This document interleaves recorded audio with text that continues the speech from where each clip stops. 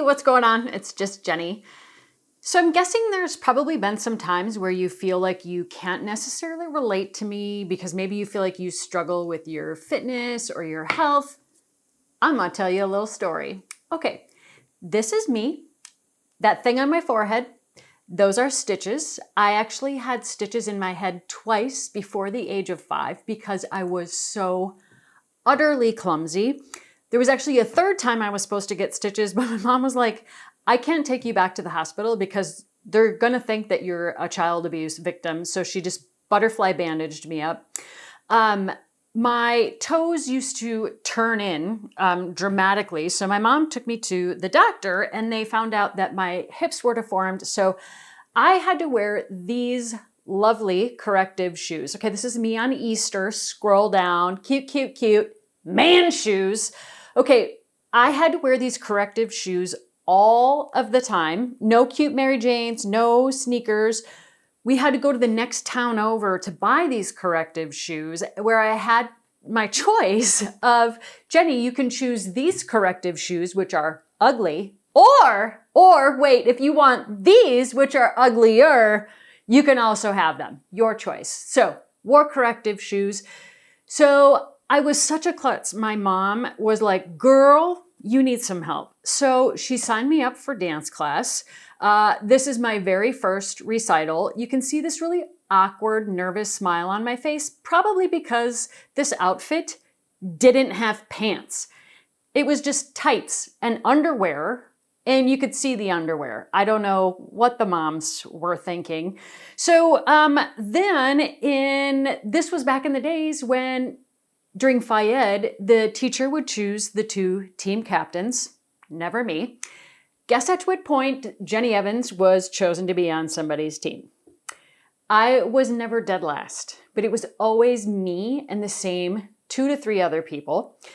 Presidential physical fitness test every year was its own special type of hell. I got the I tried ribbon every single year. So stupid. Like, I just couldn't wait to throw that stupid ribbon in the trash.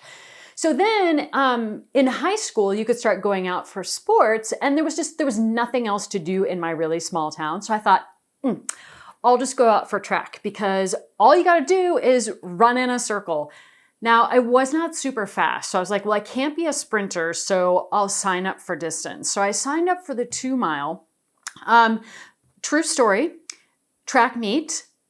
Did the 2 mile. I came across the finish line. My coach was there with all the other coaches with his stopwatch, and he went, Tuesday! Yeah, I wasn't very fast. Here's a picture of me.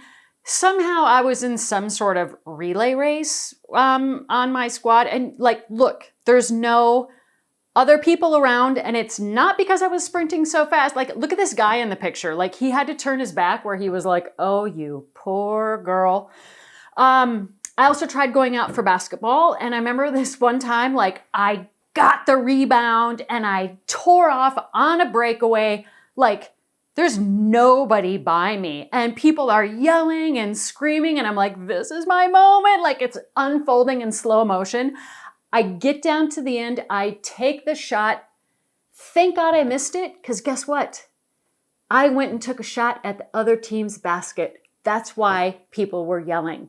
So then when I went to college, okay, here's where things kind of started to change. So I started teaching fitness classes as one of my many part-time jobs to pay for school. And it's not because I was into fitness. It was because I felt like it was an extension of my dance background. But when I had to start understanding the basics of like anatomy, physiology, and really understanding how you can get your body to transform if you expose it to the right stimulus was a game changer for me. So I started teaching fitness classes, started getting in shape, fighting that freshman 15, which totally happened, which is pretty much all beer. Okay, so that's when things started to change. And then I also started to realize there's a lot of different definitions of what it means to be athletic. I was never great at traditional sports. I was really great at teaching fitness classes. I started doing like Cirque du Soleil, aerial stuff, and just realized like sometimes it's you just kind of having to find your own thing that you really like or you're really good at it. So much of my confidence is tied to my physical being, but it wasn't always that way. Confidence can be defined as the transfer of belief from one area of your life to another. And so what fitness does does a lot of things for me. But when I'm working out and I'm pushing myself so far out of my comfort zone, it's painful. I don't know if I can finish it, but I commit to it and I make it through it and realize what I'm actually capable of. And then I say, okay, if I can do that during my workouts, why can't I also be doing that in my career, in my relationships? So that is where a lot of my confidence comes from, but it's been this development over time. And I will say fitness is also how I manage my stress. So maybe you're just like, damn, Jenny, you just must be pretty stressed.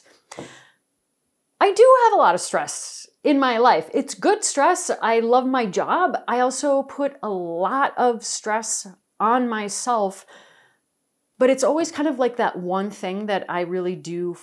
I do a lot of things for myself, but it's totally my mental reset button. So I just wanted to share with you that I haven't always been super fit or super sporty. And that I think,